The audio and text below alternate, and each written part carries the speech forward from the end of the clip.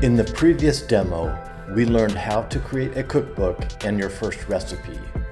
We also looked at how to work with the control file and inspec YAML files within the compliance folder.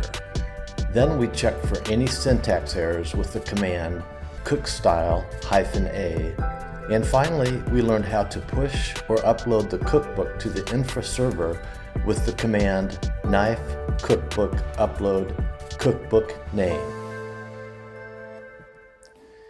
In this video, we will see how config execution works. When you create a cookbook with the chef generator command, a policy file RB file will automatically be created inside that cookbook folder. Open this file in your editor and edit as per your requirements. Notice in this example that I've defined 3 default source entries. The chef repo entry will check the local path for cookbook content. The second entry will check supermarket chef IO, and the chef server will review the personal chef infra server content. With policy files, you can bundle your cookbooks and compliance profiles and upload them to your chef server.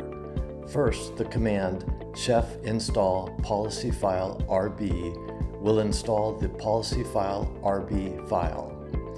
This will create a policy file lock.json file, and with the command chef push default policy file lock.json, everything can be bundled and sent to the chef server. You can confirm this from the Automate UI dashboard. The knife node list command will allow you to view the details of the client node. Again, you can verify the details from the Chef Automate dashboard. If you want to install Chef Client on another machine, use the bootstrap command. The knife node run list command will hook your recipes to the Chef client for execution. To execute the cookbook, log into the remote client using SSH and run the command sudo chef client. Based on the recipe's complexity and the control file, the timing of the execution will vary. You can view details about all the remote nodes under the Infrastructure tab within Automate UI.